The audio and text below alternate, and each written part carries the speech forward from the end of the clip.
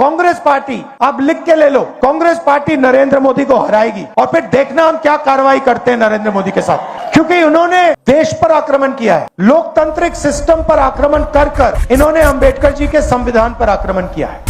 মমতা বন্দ্যোপাধ্যায়ের দুর্গ ধসে গেছে, স্ট্যালিনের সাজানো বাগানো আজ ছারখার। দেশ জুড়ে যখন একে একে সমস্ত বিরোধী মিনার ভেঙে পড়ছে, ঠিক তখনই দিল্লির ক্ষমতার অলিন্দে এক নতুন রণহুঙ্কার শোনা যাচ্ছে। এই মানুষটি এখন সর্বাধিপত্যগামী শাসকের চোখের ঘুম কেড়ে নিতে চাইছেন। ইডি নয়, সিবিআই নয়, তার নিশানায় এখন সরাসরি সিস্টেমের আসল কারিগর। খোদ প্রধানমন্ত্রীকে লেখা সেই দুপাতার করা চিঠিকেই স্রেফ একটা মিটিং বয়কট, নাকি ভারতের ইতিহাসের বিচার ব্যবস্থা আর আমলাতন্ত্রের রাবার স্ট্যাম্প হওয়ার বিরুদ্ধে সব থেকে বড় বিদ্রোহ? বাকিরা যখন হাত মিলিয়ে নিচ্ছে, তখন তিনি বলছেন, আমি কোনো খাঁচায় বন্দিততা নই, আমি রাবার স্ট্যাম্প নই। আজকের ভারতের একমাত্র প্রতিস্পর্ধী কি তবে এক এবং একমাত্র রাহুল গান্ধী? কেন তিনি মোদী শাহের সাজানো টেবিল ছেড়ে উঠে দাঁড়ালেন, আর কেনই বা তার এই বর্জন নীতি আজ শাসকের ভিত নাড়িয়ে দিচ্ছে? আজকে সবকিছুর খোলাখুলি ব্যবচ্ছেদ হবে।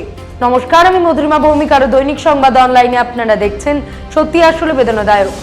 একটা কঠিন প্রশ্ন দিয়ে শুরু করি। দেশের ক্ষমতা যদি কোনো দিন বদলায়, তাহলে ঠিক কি ঘটবে? আজ এই প্রশ্নটা কাউকে করলে হয়তো সে হেসে উড়িয়ে দেবে, বলবে এই ক্ষমতা আদৌ বদলাবে? যে তার সমস্ত মন্ত্র তো তাদের হাতেই মজুদ, পুরো সিস্টেমটাই তো এদের পকেটে।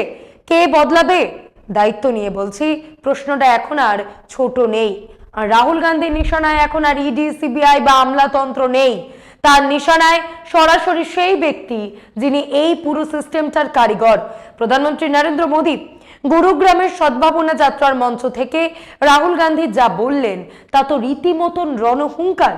গত 7 মাস ধরে চলা এই যাত্রার সমাপ্তি অনুষ্ঠানে সম্প্রতি রাহুল সাফ জানিয়ে দিলেন, যদি কংগ্রেস ক্ষমতায় আসে তবে কাউকে ছেড়ে কথা বলা হবে না, প্রতিটি ফাইল খোলা হবে এবং আইনানুগ ব্যবস্থা নেওয়া হবে। এতদিন তিনি আমলাদের সতর্ক করতেন, নির্বাচন কমিশনের কথিত ভোট চুরি নিয়ে তথ্য প্রমাণ দিতেন, কিন্তু এবার তার সুর সম্পূর্ণ আলাদা। রাহুলের আক্রমণের তীর একদম সোজা।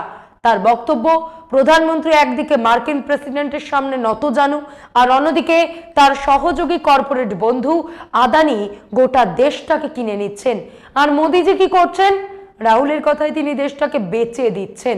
এর আগেও রাহুল এই সমস্ত কথা বলেছেন, কিন্তু গুরুগ্রামের বক্তৃতায় রাহুলের একটা বড় দাবি ছিল, বিজেপি একের পর এক রাজ্যে যেভাবে জিতছে সেটা আসলে মানুষের সমর্থন নয়, সেটা ভোট চুরি।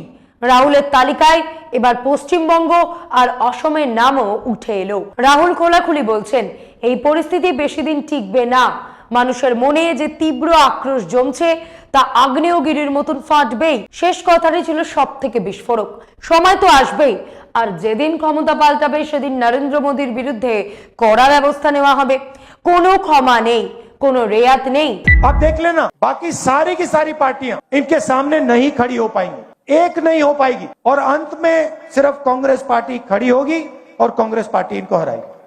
রাহুল বলছেন, লিখে নিন, কংগ্রেসের নরেন্দ্র মোদীকে হারাবে, আর তারপর দেখবেন আমরা কি করি।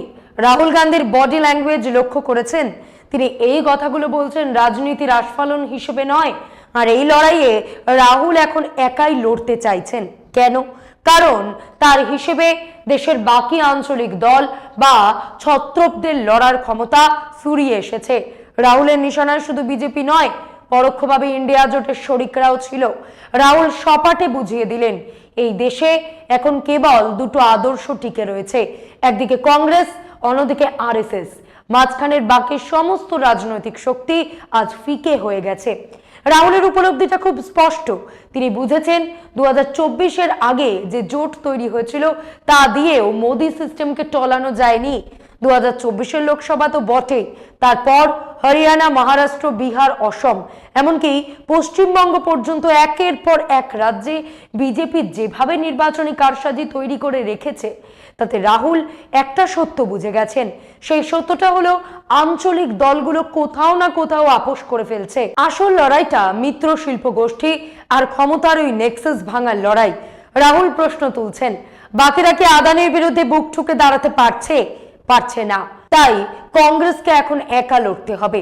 গুরগাঁওয়ের মঞ্চ থেকে রাহুল জনতাকে বার্তা দিলেন, ভিতরে ভিতরে আক্রোশ জমান, কারণ যেদিন এই ক্ষমতা স্তম্ভ নড়বে সেদিন কেবল সরকার বদলাবে না, শুরু হবে আসল অ্যাকশন। কংগ্রেসের অন্দরে রাহুল গান্ধীর এই চরমপন্থী অবতার নিয়ে দ্বিমত থাকতেই পারে, কিন্তু একটা বার্তা কাচের মতন পরিষ্কার। রাহুল বুঝে গেছেন মোদী শাহের এই অশ্বমেধের ঘোড়াকে রুখতে গেলে কোনো দায়সারা জোটে কাজ হবে না, আঞ্চলিক নেতা নেত্রীদের দিয়েও হবে না, শেষ পর্যন্ত লড়াইটা লড়বে কেবল কংগ্রেস। রাহুল বলছেন, বর্তমানে যে নির্বাচনী সিস্টেম তৈরি করা হয়েছে তাতে সাধারণ রাজনীতি করে বিজেপিকে হারানো অসম্ভব। যেখানে পুরো সিস্টেমটাই ক্ষমতার তালুবন্দি, সেখানে লড়াইটা আর ভোটের নেই, এটা এখন অস্তিত্বের লড়াই। রাহুল মেনে নিচ্ছেন যে আমলাতন্ত্র আর নির্বাচন কমিশন সরকারের পকেটে, কিন্তু এটাও মনে করিয়ে দিলেন অনন্তকাল কোনো শক্তি ক্ষমতায় টিকে থাকে না। রাহুল গান্ধী ভারতের প্রধানমন্ত্রীকে সরাসরি নতজানু বলে দাগিয়ে দিচ্ছেন। কার সামনে? মার্কিন প্রেসিডেন্ট ডোনাল্ড ট্রাম্পের সামনে। রাহুলের সপাটে প্রশ্ন, ভারত কোথা থেকে তেল কিনবে? আমাদের কৃষি ব্যবস্থা কেমন হবে? এক্সপোর্ট ইম্পোর্ট কিভাবে চলবে?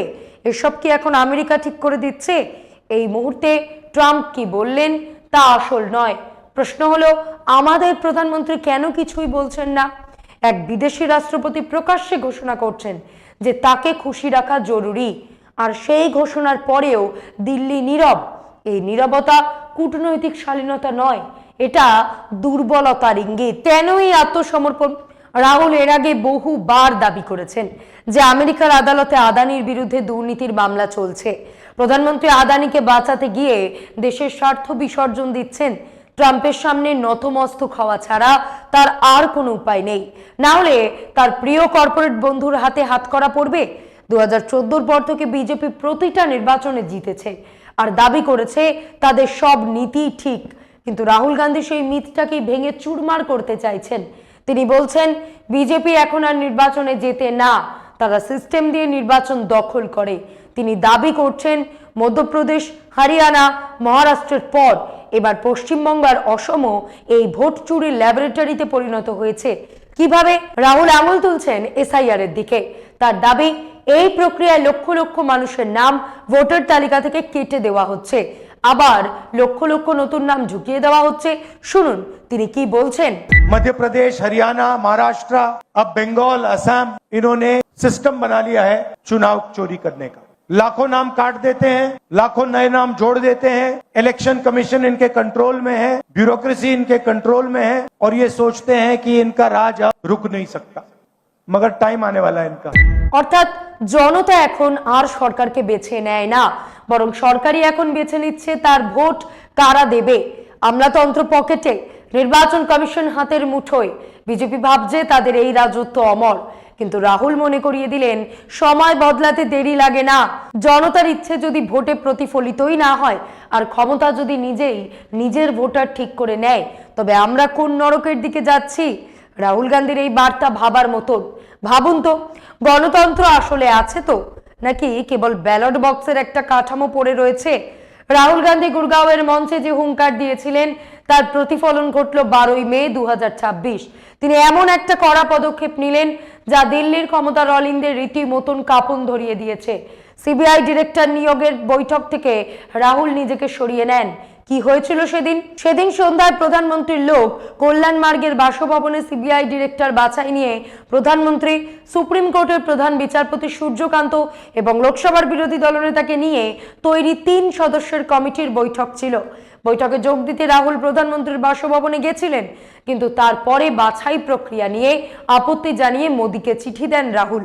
টাইমস অফ ইন্ডিয়ায় প্রকাশিত এই খবরের নিচের দিকে রাহুলের টুইট এবং পিএম মোদীকে লেখা 1.5 পাতার চিঠিটা আপনারা দেখতে পাচ্ছেন। গভীরে ভাবুন, এটা কি স্রেফ একটা সরকারি বৈঠকের বয়কট? আদতে এই বয়কট সুপ্রিম কোর্টের প্রধান বিচারপতির বিরুদ্ধে, যে পদক্ষেপ আরো আগে নেওয়া উচিত ছিল। দেরিতে হলেও রাহুল গান্ধী সেটাই করলেন। প্রধানমন্ত্রী মোদীকে 2 পাতার কড়া চিঠি লিখে সাফ জানিয়ে দিয়েছেন, আপনার যখন সবটাই নিজের ইচ্ছে মতন করার আছে, স্বচ্ছতার বালাই নেই, তখন আমি কেন রবার স্ট্যাম্প হতে যাব? আমি একটা পক্ষপাত দুষ্ট প্রক্রিয়ায় অংশ নিয়ে নিজের সাংবিধানিক দায়িত্ব এড়িয়ে যেতে পারি না।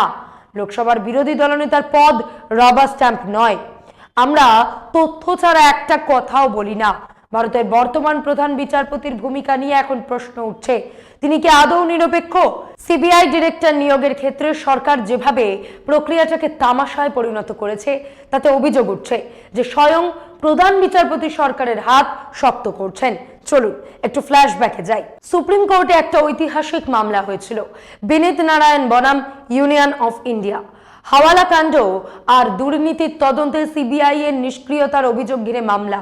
সুপ্রিম কোর্ট তখন স্পষ্ট বলেছিল, সিবিআই বা ইডির মতন সংস্থাকে রাজনৈতিক চাপ থেকে বাঁচাতে প্রাতিষ্ঠানিক সুরক্ষা দিতেই হবে। সেই রায়ের পর থেকেই সিবিআই ডিরেক্টর নিয়োগের পদ্ধতিতে সেন্ট্রাল ভিজিলেন্স কমিশনের ভূমিকা বাড়ে। কমিটির কাঠামোতে যুক্ত হন ভিজিলেন্স কমিশনার, স্বরাষ্ট্র সচিব এবং পার্সোনাল ডিপার্টমেন্টের সচিবরা। উদ্দেশ্য ছিল একটাই, স্বচ্ছতা। কিন্তু 2026 রাহুল গান্ধী যখন সেই স্বচ্ছতার খাতিরে পদপ্রার্থীদের ডিটেলস চাইলেন, সরকার তা দিতে অস্বীকার করলো।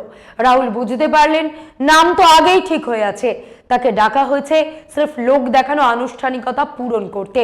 আর এই পুরো চিত্রনাট্যে সহযোগীর ভূমিকায় অবতীর্ণ স্বয়ং বিচার ব্যবস্থার শীর্ষ পদাধিকারী। গল্পটা এবার স্পষ্ট হচ্ছে, রাহুল কেন বলছেন যে সিস্টেমটা আসলে একটা মরীচিকা। কেন তিনি আর এই সাজানো খেলার অংশ হতে চাইছেন না? রাহুল গান্ধী কেন হঠাৎ সিবিআই ডিরেক্টর নিয়োগের বৈঠক বয়কট করলেন? কেন তিনি ওই চিঠিতে অতটা কড়া ভাষা ব্যবহার করলেন? এর শিকড় লুকিয়ে রয়েছে এক দশকেরও বেশি পুরনো একটা ঐতিহাসিক অপমানে। মনে পড়ে 2013 সালের সেই কথা। কয়লা কেলেঙ্কারির শুনানি চলছিল সুপ্রিম কোর্টে। বিচারপতি আরিম লোধার বেঞ্চ তখন একটা বিস্ফোরক মন্তব্য করেছিল, বলেছিল সিবিআই হলো আসলে খাঁচায় বন্দি তোতা, সরকার যা শেখায় তোতা সেটুকু বুলিয়ে আওড়ায়। ভাবুন একবার, একটা দেশের কেন্দ্রীয় তদন্তকারী সংস্থার এর চেয়ে বড় অপমান আর কি হতে পারে? মজার বিষয় হলো তদানীন্তন মনমোহন সরকার সমালোচনা গায়ে মেখেছিল। ডক্টর মনমোহন সিং এর ইগোতে লেগেছিল কথাটা। তিনি চাইলেন ব্যবস্থায় স্বচ্ছতা আনতে। তিনি বললেন, ঠিক আছে, তোতা বদনাম যখন উঠেছে তখন আর আমি একা সিবিআই ডিরেক্টর ঠিক করব না। 2014 সালের ঠিক আগে ডক্টর সিং নিজেই নিয়োগের নিয়ম বদলে দিলেন। তৈরি হলো 3 সদস্যের এক সিলেকশন কমিটি। 1 চেয়ারম্যান প্রধানমন্ত্রী, 2 সদস্য লোকসভার বিরোধী দলনেতা, 3 সদস্য সুপ্রিম কোর্টের প্রধান বিচারপতি বা তার মনোনীত কোনো বিচারক। যে স্বচ্ছতার জন্য ডক্টর সিং সিলেকশন কমিটিতে বিরোধী দলনেতাকে জায়গা দিয়েছিলেন, আজ সেই কমিটিটাই একটা তামাশায় পরিণত হয়েছে।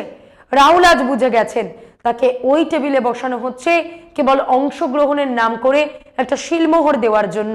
রাহুলের বৈঠক বয়কট আসলে সেই খাঁচায় বন্দী তোতা হওয়ার বিরুদ্ধে এক চরম প্রতিবাদ। তিনি বলছেন, আপনারা যদি তোতা পুষতেই চান তবে আমাকে কেন ডাকছেন? আমি আপনাদের ওই খাঁচার দারোয়ান হতে রাজি নই। আপনি পাল্টা তর্কে বলতে পারেন, প্রধানমন্ত্রী যে দলেরই হন তিনি নিজের পছন্দের অফিসারকে বসাতে চাইবেন, সেটাই দস্তুর। আর বর্তমান প্রধানমন্ত্রীর নিরপেক্ষতা নিয়ে তো নতুন করে বলার কিছু নেই, সেটা দেশবাসী ভালো জানেন। অন্যদিকে বিরোধী দলনেতারও নিজস্ব রাজনীতি থাকবে, ঠিক বলেছেন। তাহলে জটটা ছাড়াবে কে? এখানেই আসে সুপ্রিম কোর্টের প্রধান বিচারপতির ভূমিকা। তাকে কেন এই কমিটিতে রাখা হয়েছিল? কারণ আমাদের বিশ্বাস বিচার ব্যবস্থা নিরপেক্ষ। তারা সরকারের লোক নয়, বিরোধীদেরও নয়। প্রধান বিচারপতি আইনি ঢাল হিসেবে থাকবেন, যাতে কোনো রাজনৈতিক চাপ কাজ না করে। কিন্তু এই অমৃতকালী গল্পটা ঠিক উল্টে গেছে।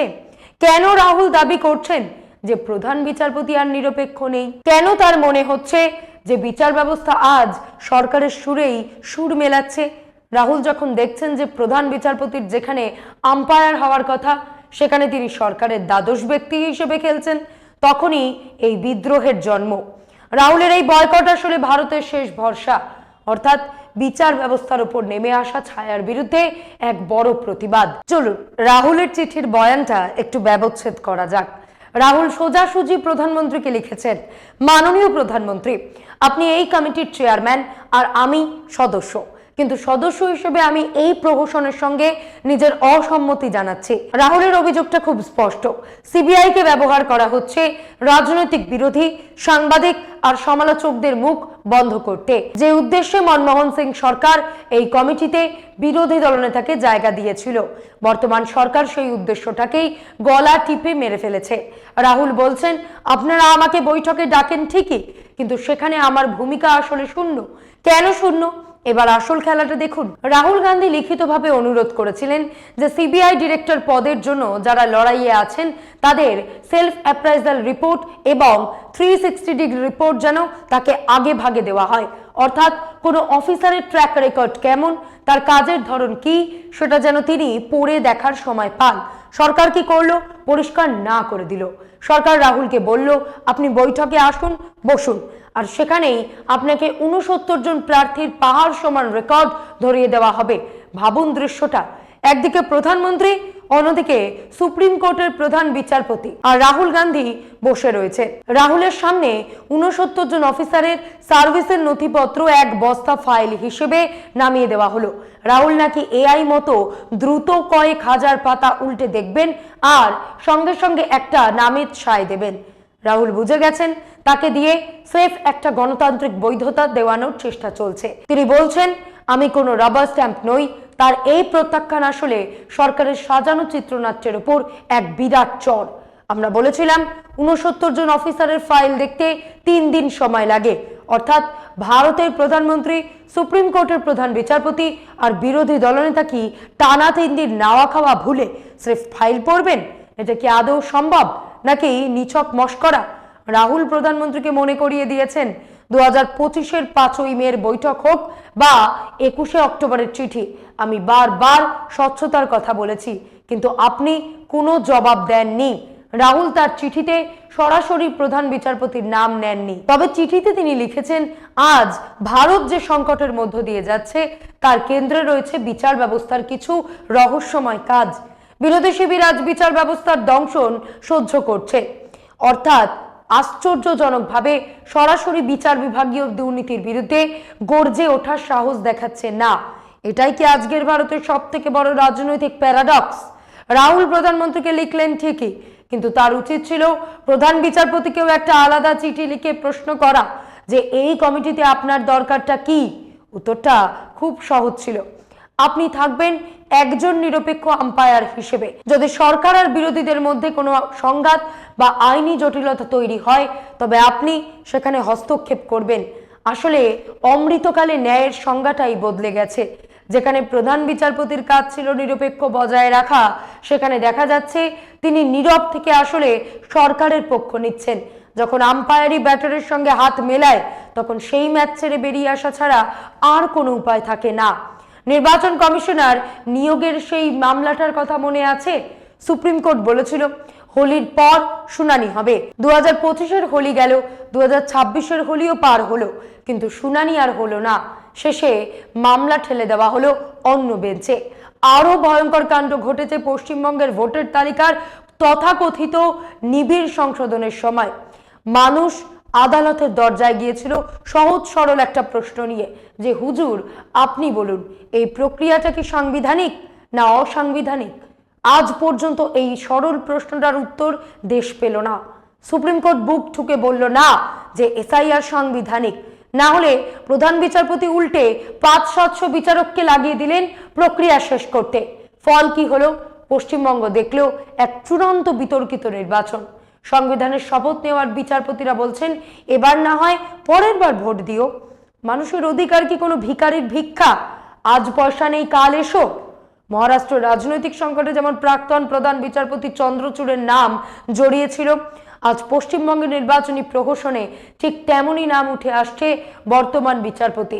রাহুল গান্ধী ঠিকই বলেছেন তিনি রাবার স্ট্যাম্প নন, কিন্তু প্রধান বিচারপতি কি নিজেকে স্ট্যাম্প হিসেবেই দেখতে পছন্দ করছেন? তিনি কেন সরকারকে ধমক দিয়ে বলছেন না আগে ভোট দিন, বিরোধী দলনেতাকেও দিন, আমাকেও দিন, প্রার্থীদের ইতিহাস না জেনে আমরা নিয়োগ করব না? এই নীরবতা আসলে সম্মতির লক্ষণ। যদি আম্পায়ার নিজেই ক্ষমতার পিছে ব্যাটিং শুরু করেন তবে গণতন্ত্র বাঁচাবে কে? রাহুল কেন তাকে চিঠি লিখলেন না সেই প্রশ্ন রয়েই গেল। বাকিটা না হয় অমৃতকালের ইতিহাসই বিচার করবে। লড়াইটা দীর্ঘ, কিন্তু স্পষ্ট কথা বলার সাহসটুকু আমাদের বাঁচিয়ে রাখতেই হবে। জয় হিন্দ। আজ এই পর্যন্তই। এমন আরো বিষয় জানতে অবশ্যই সাবস্ক্রাইব করুন, লাইক কমেন্ট শেয়ার করুন। দেখতে থাকুন দৈনিক সংবাদ, শুধু না আমি যথেষ্ট।